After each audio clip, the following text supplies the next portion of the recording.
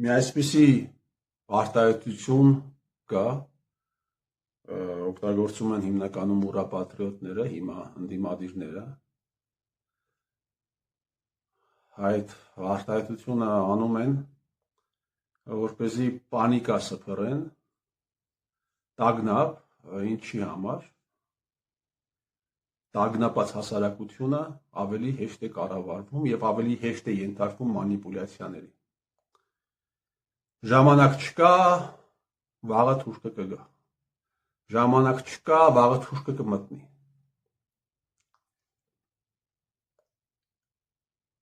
Այսօր Միքայել arczepiskopos-ին տեսա, ում պետությունը թույլ է տվել, որ կիրակնօրյա պատարակներին նա մասնակցի։ Քաղաքացիական հագուստով ինչքան հասկացա, մի ոստիկան ուղեկցում է, հետո ուղեկցում է իր տուն։ Այսինքն ստացվում է, հարգելի բարեկամներ, հայը կարող է անել, հայ քննիչը կարող է գործ կարել չեղած տեղը, եւ հայ դատավորը կարող է հայ քննիչի կարած գործը ընդունել, ասել ճիշտ ես արել, որ կարել ես, այստեղ հանցակազմ կա եւ պետք է հրապարակեմ մեղադրական դատավճիռ։ Հայ դատավորները, հայ միլիցեքը, հայ քննիչները կարող են այսպիսի գործունեություն իրականացնել հայի նկատմամբ, բայց թուրքը իրավունք չունի։ Իսկ կարող է թուրքը, եթե գա, միա դուք պիտի մաստեր կլաս ցույց տաք, թե ինչպես կարելի է ստորացնել հային։ Կարող է թուրքը եթե գա, թեպետ թուրքը վաղուց է եկել։ Դուք մի հատ էլ պիտի դասընթացներ կազմակերպեք, որ ձեզանից սովորի, թե ինչպես կարելի է մոլորեցնել, կեղեքել այս ժողովրդին։ Այսինքն, եթե Ալեն Սիմոնյանը շրջում է Երևանի կենտրոններում, դա կարելի է, ու Ալեն Սիմոնյանի անվտանգությունը ապահովում են հայ աֆիցերները։ Սա նորմալ երևույթ է։ Բայց Ռամիլ Սաֆարովը իրավունք չունի Երևանի կենտրոնով ման գալու, որովհետև նա ադրբեջանցի է։ Ես ուղղակի համեմատության համար ասեմ, որ Ռամիլ Սաֆարովը կերել է 1 հոգու գլուխ, գիշերը կացնահարելով Գուրգեն Մարգարյանին։ Ալեն Սիմոնյանը եւ իր քաղաքական թիմի ներկայացուցիչները մի ողջ սերունդ են բարի բուն իմաստով սպանել տվել։ Մեկը բայց հայ է, մյուսը ադրբեջանցի է։ Մեկը հայ է, ում անվտանգությունը ապահովում են մեր բարեկամները, մեր հարևանները, մեր դասընկերները։ Մենք այդ մարդկանց հետ խնդիր չունենք, չէ՞։ Այդ մարդիկ մեզ հետ մասնակցում են կնունքների, ծնունդների, տարբեր արարողությունների, մեր երեխաները իրենց երեխաների հետ նույն դպրոցում են սովորում եւ այսպես շարունակ, եւ սա նորմալ է։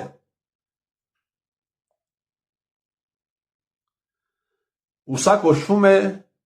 երեսպաշտություն։ Ուսա կոչվում է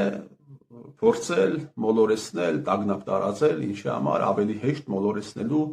ավելի հեշտ կառավարելի դարձնելու եւ սրա վերջնական նպատակը այս հռետորաբանության, որը տարածում են լրատվականները, վերջնական նպատակը փողն է։ Որովհետեւ հայրենասիրությունը մեզ համար եղել է փող աշխատելու, հայ ջոչերի համար եղել է փող աշխատելու լավ, շատ լավ հնարավորություն, շատ լավ հնարավորություն։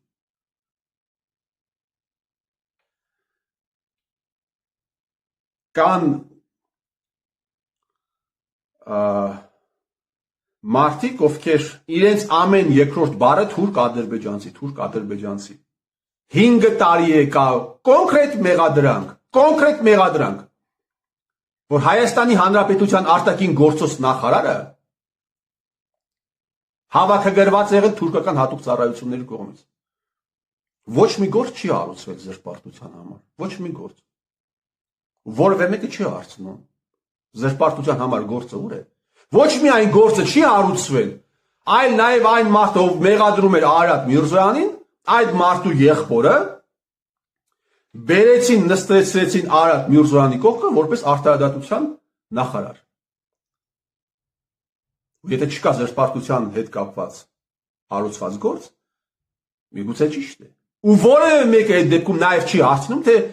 այդ դեպքում դու ինչ իրավունքով ես այս անձնավորությանը։ Այս սկանդալը այսպես լրության տվեցին, ընդդիմադիր այսպես կոչված եւ իշխանական լրատվականներ եւ թողես գնաց։ Բայց այդ ընդդիմադիր հատկապես լրատվականներից ուժեղ հակաթուրքական պրոպագանդա է տեղի ունենում, բայց մեր աչքի առաջ տեղի են ունենում այսպիսի այլանդակություններ եւ բացարձակապես այս սկանդալը չի ունենում որևէ ռացիոնալ տրամաբանական հետևանք։ Ինչու՞, որովհետև թուրքատիացությունը դա դարձել է ժամանակակից հայերի համար լավ բիզնես։ Ադրբեջանցիներին չսիրել է, դարձել է ժամանակակից հայերի համար լավ բիզնես։ Ու այն մարդիկ, ովքեր ասում են, մենք ծրագիր ունենք, մենք չգիտեմ ինչ ունենք, սա ունենք, նա ունենք, Հայաստանի հայ ժողովրդին ոչ ծրագիր է, ոչ ծրագիր է պետք, ոչ տնտեսական, ոչ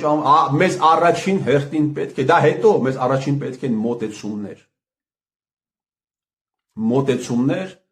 որոնք ժողովրդին ցույց կտան, թե ինչպիսի իրավիճակում ենք մենք հայտնվել, մեզ պետք են քաղաքական փիլիսոփաներ։ Մարդիկ, ովքեր կարողանան ժողովրդին առերեսել ճշմարտության հետ եւ այդ մարդկանցից գլխավորը, միակը, եզակին Միքայել arczepiskopos-ն է,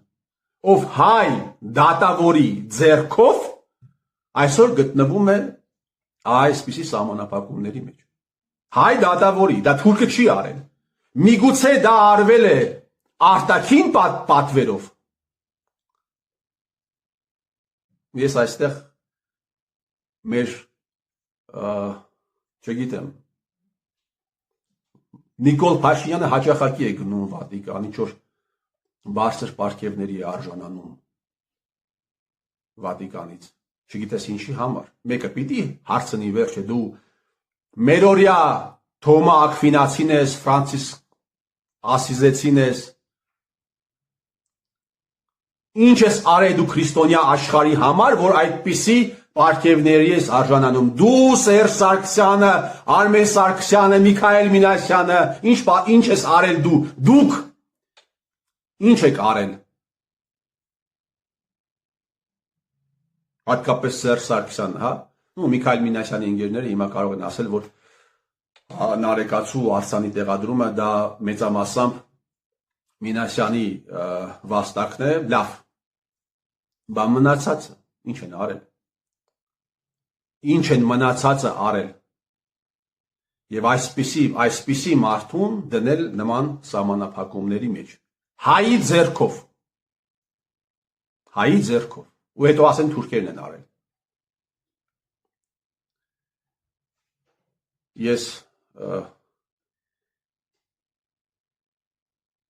Ես կարծում եմ, ու նաև ես պիտի հիշեցնեմ ձեզ, հարգելի բարեկամներ, որ ընդամենը 1 տարի առաջ էր, երբ հիմա իշխանությունը սահմանափակել է arczepiskoposին, 1 տարի առաջ ընդդիմադիր պրոպագանդիստները, ընդդիմադիր ստահակները ՀՀԿ-ի եւ դաշնակների գլխավորությամբ Պատիվ ունեմի եւ Հայաստան դաշինքի գլխավորությամբ կազմակերպել էին մի սարսափելի արշավ Միքայել arczepiskoposի նկատմամբ։ Թուրքերը չէին կազմակերպել այդ արշավը, դա կազմակերպել էին հայերը, ուռապատրիոտ հայերը։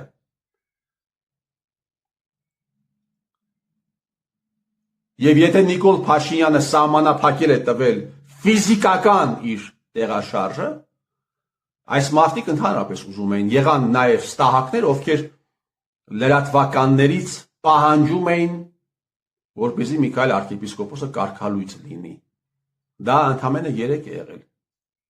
Ու սա կհիշվի։ Սա պիտի հիշվի ու սրա մասին պիտի գրվի։ Ու ինչի համար էին հայերը սա անում։ Հայերը սա անում էին, որովհետև arczepiskopos-ը հանդգնել էր բավական ոչ պոպուլյար, բայց ճշմարիտ գնահատական տակ Հայաստանի Հանրապետությունում տեղի ունեցող քաղաքական իրադարձություններին։ Ու հիմա այն մարդիկ, ովքեր այդպիսի այլանդակություններ էին կազմակերպում եւ հիմա էլ են կազմակերպում, բնականաբար։ Հիմա էլ ուրիշ մարդկանց նկատմամբ են կազմակերպում։ Վրազեցնում են, շտապեցնում են, թե պետք է համախմբվել, որովհետեւ վաղը թուրքը կգա։ Որովհետեւ վաղը ադրբեջանցին կգա։ Այսպիսի Հայաստան։ Այսպիսի Հայաստան։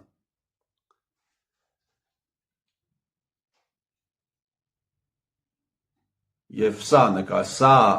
իմանալով է, որ ես ասում եմ, որ հային պետք է հայից փրկել։ Եվ հույս հայտնում, որ այդ փրկությունը հայի ձեռքով կլինի, իսկ եթե ոչ, թող օտարի ձեռքով լինի։ Թող օրհնվի այն օրը, երբ հայ ժողովուրդը կազատվի այս ստահակներից, այս պատոնկներից։ Ու վերջում։ Գիտեք, կան հանցագործություններ, որոնք չունեն վաղեմության ժամկետ։ Հայ ժողովրդի հետ տեղի ունեցել սովորական ժողովրդի հետ տեղի ունեցել մեծ հանցագործություն եւ այս հանցագործությունը չունի վաղեմության ժամկետ։ Այսինքն ինչքան ժամանակը առաջ է գնում, այդքան այդ ժամանակի առաջ գնալը չի ազդում ցավի վրա։ Եվ այս հանցագործությունը իրականացրել են ներկա եւ նախկին ռեժիմները, որը մեկ ամբողջություն է։ Պատկերավոր ասած մարդիկ գնացել են, նուրը վերցրել են իրեն ձեռքը, պատկերավոր ասած, ես նկատի չունեմ միայն Ալեն Սիմոնյանին եւ Պապիկյան Սուրիկին։ Ալեն Սիմոնյանը եւ Պապիկյան Սուրիկը այդ կոլեկտիվի, այդ հանցագործու կոլեկտիվի առանձին մասերն են։ Ասել են Աղդամը մեր հայրենիքն է եւ արդեն որյորդ տարին է հրահրել են Դավադիշ պատերազմը իրենք, այդ կոլեկտիվը, ամեն ինչ արել են, որ պատերազմը չավարտվի, ամեն ինչ արել են պատերազմը չավարտվի, հիմա ասում են այն մարդիկ, ովքեր երբևէ այդտեղ ծառայել են, զոհվել են, իլուր աշխարհի հայտարարում են, որ այդ մարդիկ եղել են օկուպանտ խուժան։ Փաշինյան Նիկոլն ասում է գիտակցված մենք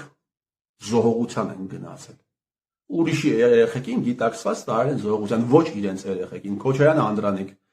Աշոտ Փաշինյանի կյանքը ով է փրկել, ասում եք դա գաղտնիք է պետական։ Դրա ի՞նչն է գաղտնիք։ Ու մի խոսքով։ Ես ներկա իշխանավորներից երկու հոգու եմ տեսել, ովքեր ցավից շփոթված են եղել։ Երկու հոգու եմ տեսել, ովքեր ում երևի անդրադարձել է այս ողբերգությունը եւ ցավից եղել են շփոթված։ Բայց սրա ֆոնին մենք տեսել ենք տասնյակ մարդկանց, ովքեր բերանները բացած երաբլուրներում եւ այլ վայրերում իրենց կյանքն են վայելում։ Երկով, պարով եւ այսպես շարունակ։ Հետեւաբար այս ողբերգությունը, որը հայերն են արել, չունի վաղեմության ժամկետ։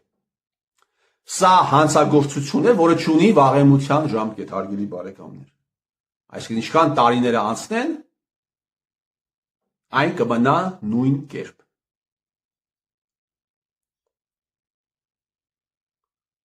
Եվ Փաշինյան Նիկոլը ամեն ինչ անում է, որպեսզի հանցագործությունը չունենա չստանա իրավական հետևանք։ Փաշինյան Նիկոլը ամեն ինչ անում է, որպեսզի հանցագործությունը տեղի ունեցած չստանա քաղաքական հետևանք։ Բայց դրանով ինքը հող է նախապատրաստում, սա չի հասկանում։ Դրանով ինքը հող է նախապատրաստում, որ վաղը մյուս օրը հենց իր անձի նկատմամբ կարող է տեղի ունենալ, պատմությունն է սրա մասին խոսում։ Իր դեմ կարող է տեղի ունենալ, ես ոչ թե կոչ եմ անում, հարգելի բարեկամներ։ Ես ուղղակի փաստերն եմ համադրում։ Ահաբեկչական ակտ։ Եվ ես չեմ ուզում դա լինի։ Ես չեմ ուզում դա լինի, սա ոչ թե կեղծ ինչ որ հումանիստական խոսք է, հարգելի բարեկամներ, ինչի համար։ Որովհետև եթե տեղի ունեցավ ինչ որ մի ակտ Փաշինյան Նիկոլի նկատմամբ, իսկ Փաշինյան Նիկոլը ամեն ինչ անում է անգիտակցաբար, վստահաբար կարող եմ ասել անգիտակցաբար, ամեն ինչ անում է, որպեսզի դա տեղի ունենա։ Դա կլինի տեղի ունեցածը կլինի մեծ ողբերգություն հայ ժողովրդի համար, ինչու, որովհետև ինչ որ տեղի է ունեցել, հարգելի բարեկամներ, ինչ որ տեղի ունեցել է, ձեզ հայտնի ուռապատրիոտ այդ շրջանակները ելնելու են, ասեն, սա էլ է ինքը արել, սա էլ է ինքը արել, սա էլ է ինքը արել։